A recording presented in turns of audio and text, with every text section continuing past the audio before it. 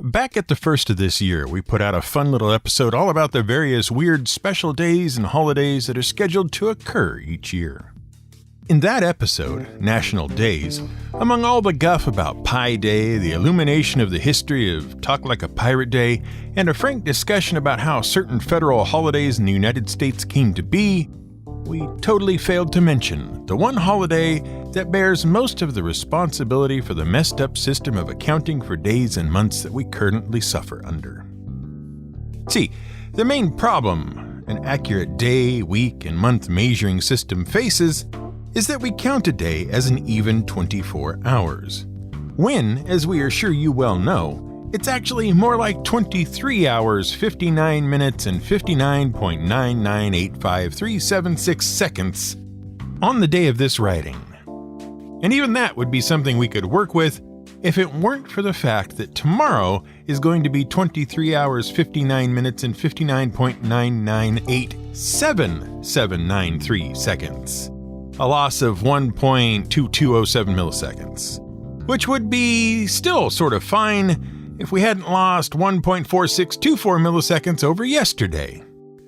To really drive the point home, on this date in 1973, the day was 24 hours, 0 minutes, and 0.0024900 seconds long, roughly 2.5 milliseconds longer than it should have been. The point being, of course, none of the calculations we use on a daily basis to determine when one day stops and the next day begins, our supposed 24-hour day, is correct, and it isn't even the same amount of incorrect on a day-to-day basis, which means we constantly have to adjust our counting devices to take account of these changes. Because what happens if you don't is that the days and months and even the seasons begin to shift around in uncomfortable ways. It takes not very long at all for Fridays to start happening earlier and earlier and cutting into your Thursdays, which, while it might sound like a really good idea at first, also means your Mondays are cutting into your Sundays. And once the days start shifting around, so do the weeks and months, and then the seasons get all out of whack as they shift too. We'll explain better in a bit, but for now, just know that it all becomes a real problem if you're the sort of person looking to celebrate a very specific occasion on its proper and correct day. See, if you're a Christian, it's vitally important that certain special days occur at the same time every year, much the same as it is for other religions. It's fine to float Christmas around a little bit, for instance, because it was more important to acknowledge the purpose of Jesus' birth and celebrate that than it was to know exactly what day it happened on, which no one does. Although there is some disagreement on when the actual date of celebration should be, December 25th is generally accepted in most of the places where it is observed thanks to the 4th century directive from the church, so it's fine. Other important Christian religious observances also occur on fixed dates, so they aren't really a problem when it comes to figuring out when to celebrate them. Every November 1st, we do All Saints' Day. Doesn't matter what day of the week it is, just do it whenever it comes around. However, there is one holy day that absolutely, positively must occur on its proper date without exception. And after a couple of thousand years, it's going to keep being celebrated on the proper day, no matter who says what about it. It is, of course, Easter. Easter is what is called a movable day. That is, it occurs on a different date in different years. In fact, Easter's date of observance has to be calculated anew each year based on a number of factors, including the phases of the moon and the date of the spring equinox, and can vary by as much as 35 days. The calculations for fixing the date of Easter are so complicated that they have their own name, computus, which is Latin for calculation. And since days aren't all the same length, and months are based on the phases of the moon, and seasons are based on the movement of the earth around the sun, and none of these periods produce perfectly round numbers that are easy to work with, we have to constantly jiggle things around to readjust for all the variants, so we aren't having winter in July in the northern hemisphere, waking up at 10 a.m. in the middle of the night, and having Easter right on top of Christmas. In fact, if it weren't for Easter and all the holy days and observances whose dates are connected to it, and the need to recalculate everything all the time to make sure they all keep happening when they're supposed to, we'd be very confused about what was happening when, because we'd have a really terrible calendar.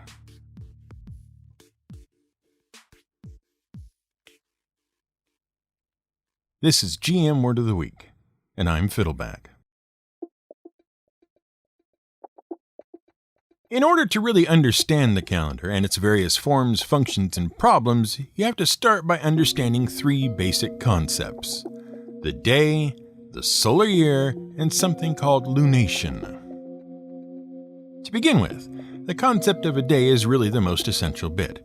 Sure, there are hours, minutes, and seconds, but those are all derived from the length of a day. It's one of only two naturally occurring units of time, the other being the year.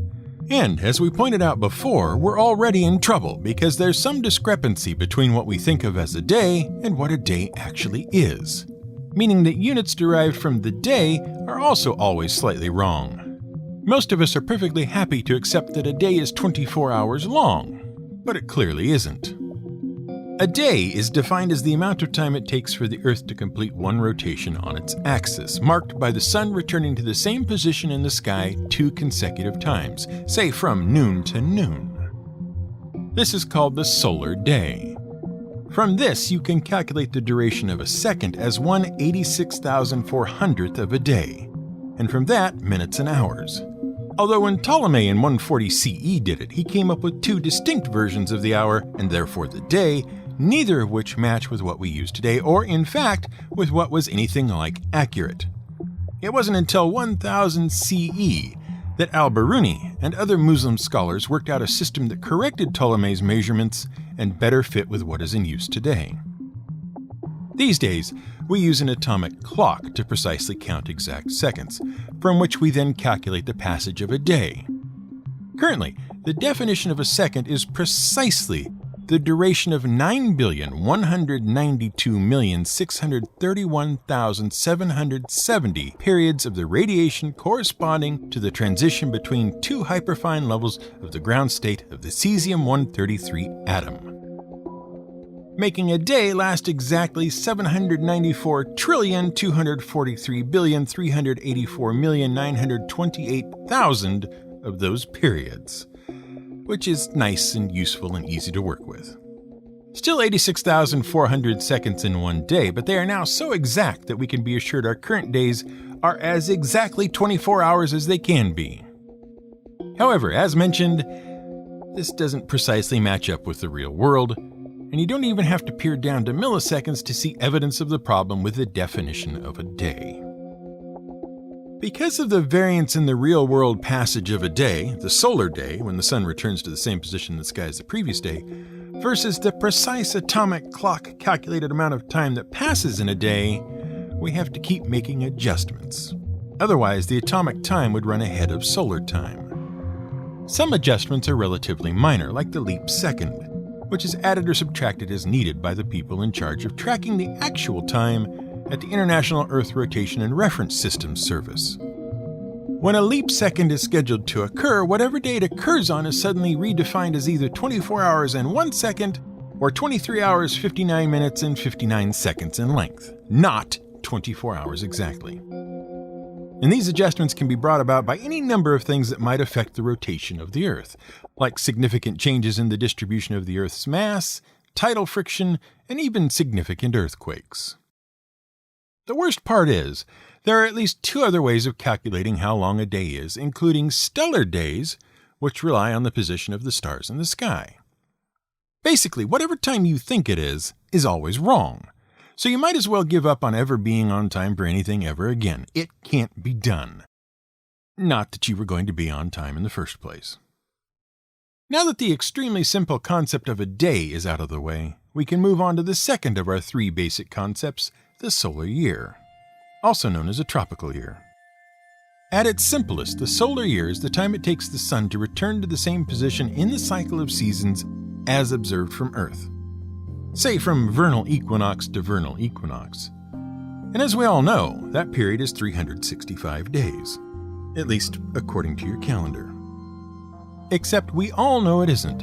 The solar year is actually approximately 365 days, 5 hours, 48 minutes, and 45 seconds. And that's approximate because the Earth's orbit around the Sun isn't perfectly circular, and various forces act upon the Earth in its orbit in a variety of ways, and really, it's at least as complicated as figuring out how long a day is. It isn't even how long it takes the Earth to go around the Sun. That actually takes about 20 minutes longer when measured as a sidereal year. Sidereal years are measured by how long it takes for the background of stars to return to their same position on whatever date you started measuring from, probably another equinox. And the difference is because of something called the precession of the equinoxes, which happens mostly because the Earth wobbles on its axis. Honestly, the further down we dig, the less accurate and true any given measure of time is. The extra 5 hours, 48 minutes, and 45 seconds of the solar year is why we have to do leap years and add days to the calendar every so often. But we'll come to that in a few more minutes, I expect. For now, just keep it in mind with respect to Easter. The third and final bit of knowledge needed before we really begin talking about calendars is lunation, also called a synodic month. It marks the average period between one new moon and the next. And if you really want to have your calendars messed up, make it a calendar based on lunar cycles.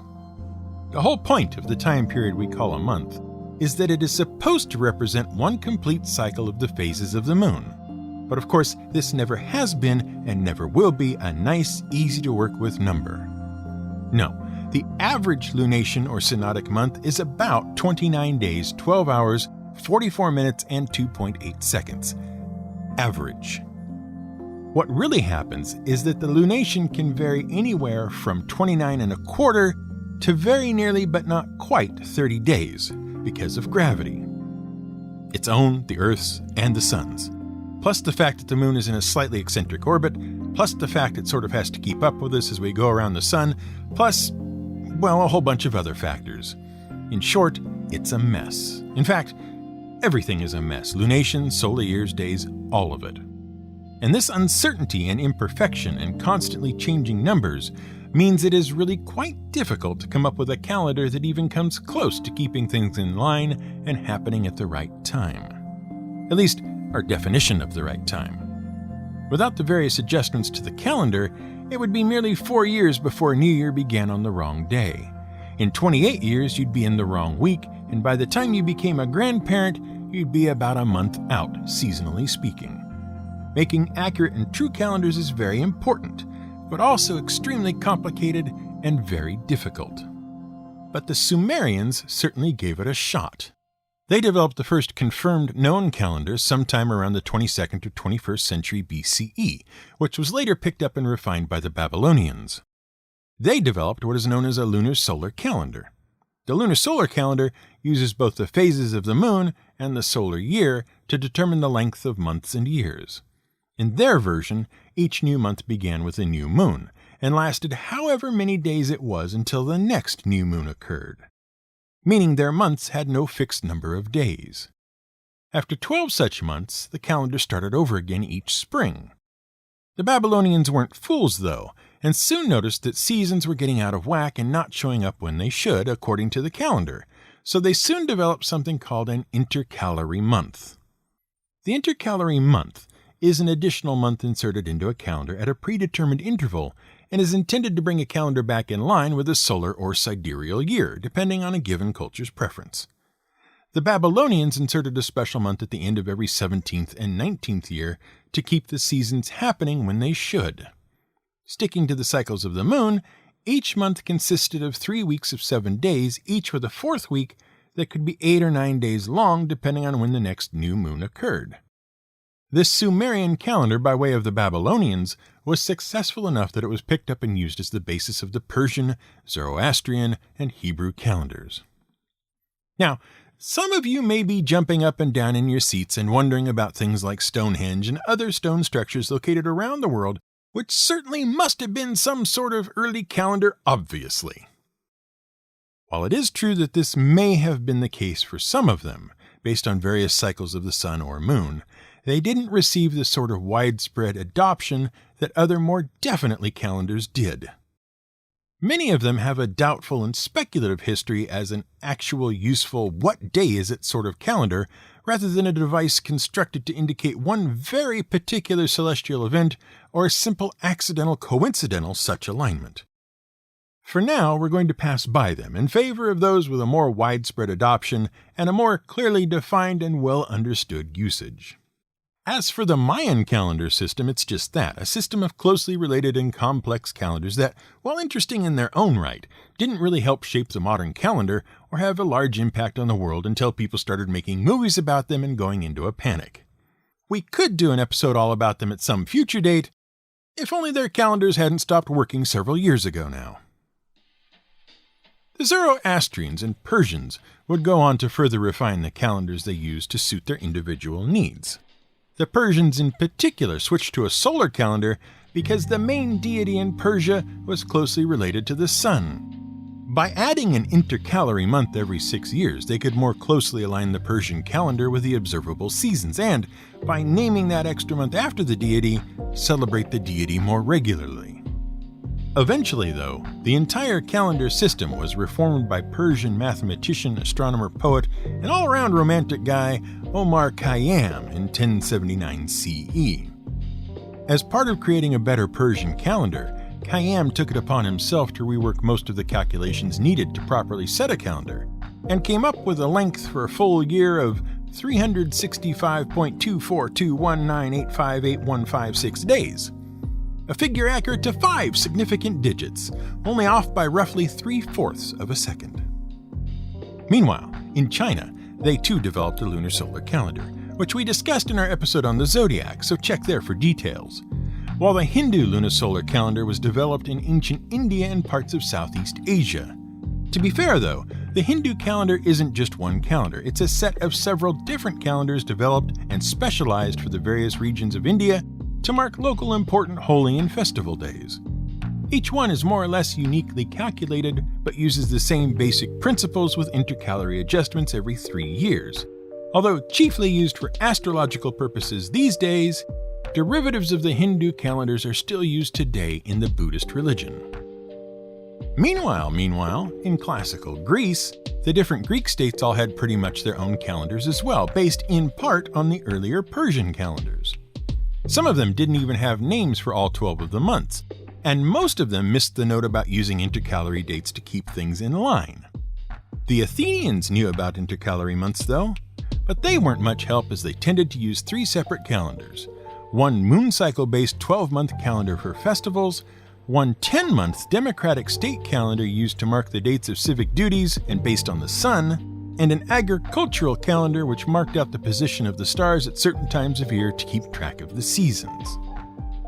The Romans started out even less well. Their initial calendars were based on 10 months and started with spring and March. The problem was winter was initially treated as one exceedingly long month rather than being subdivided. Weeks were composed of 8 days with a market day at the end, and the whole thing was such a weird jumble that it didn't come anywhere close to matching up with the solar year, running about 10 days short. So the Romans were constantly adding intercalary months, weeks, and days to get things to match up again. Eventually, winter was divided up into January and February, and because the Romans had certain superstitions about their months, February bore the brunt of most of the intercalation. At least, sometimes it did, depending on the politicians in charge, as an extra month, depending on where it was placed, might mean that some rulers would have an extra month of their reign, while others might see their reign shortened by leaving the extra time out.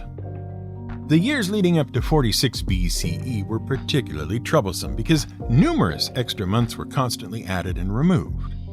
Those years came to be known as the Years of Confusion and were the last straw for Julius Caesar. He decided he'd finally had enough of all the fiddling around and ordered that a new, predictable calendar be created. He demanded it have 365 days so that it matched with the year as closely as possible, and that every 4th year be a leap year with a single day inserted to correct for the deviation. Unfortunately, in order to get everything back in order, the longest year ever had to happen.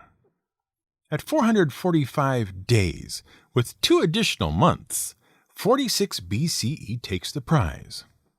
But once they stopped double counting the leap year every 3 years, things went pretty smoothly for a little over 1,000 years. By 1500 CE, most of the people in much of the world were using the new Julian calendar. Which is about when people started noticing how far the Julian calendar had drifted. See, Julius's calculations were pretty solid, but they were off by the technically trivial amount of 11 minutes and 15 seconds. It would take 128 years for the seasons to drift off by one day, but if you do the math, you'll note a whole lot more than 128 years had passed. By 1500 CE, about 10 times as much, meaning that important dates like the spring equinox were off by at least 10 days, which was absolutely terrible to the Catholic Church, because as you'll recall, the date of Easter is fixed not based on a specific date, but on several specific events, one of which is the vernal equinox, which, according to the Julian calendar, was now 10 days wrong and getting wronger. Pope Gregory XIII decided something had to be done to keep Easter in its proper place. So, Pope Gregory brought in Italian doctor and astronomer Aloysius Luigi Lilius to fix things, which he did. And his big fix was to correct the way leap years were decided. See, once every 4 years turned out to be the wrong formula. You ended up with too many leap years that way, which was what was really causing the problem. The fractional leftovers in the length of the year were still messing things up ever so slightly. It took a long time to notice, 1500 years as you'll recall, but it was still happening. So Luigi's fix was to do better math. You could still do leap years just about every 4 years, that was fine. So any year that divided by 4 evenly should be a leap year. Except, you needed to leave out 3 in every 400 years.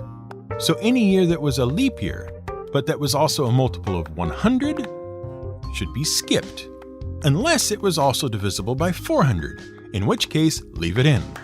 A brilliant solution that meant the years averaged out to as close to the length of the solar year as you could get, only 3 ten-thousandths off. Good enough. The Gregorian calendar was introduced with absolutely no further problems whatsoever. Except the Pope was Catholic, and it may surprise you to learn many other people aren't. The British weren't, by and large, at the time, and neither was the majority of North America. Eventually they would change after over another 150 years, but many other places wouldn't, and some still don't. Also except, the new Gregorian calendar had been backdated to refigure the proper dates that should be in effect since the adoption of the Julian calendar, which meant that Pope Gregory had to issue a decree removing 10 days from the year to bring things back into line. So if you were on the Gregorian calendar, you had to get by without the days between October 4th and October 15th, 1582. And if you didn't switch over at the same time as everyone else, maybe because you weren't using the Gregorian calendar yet, you had to find 10 days of your own to leave out, or more if you were particularly late in switching over. Which is why, in 1908, when the Russian shooting team arrived in London for the Olympics on July 10th for their scheduled matches, they failed to compete. For everyone else, it was July 23rd, and the Russians were late.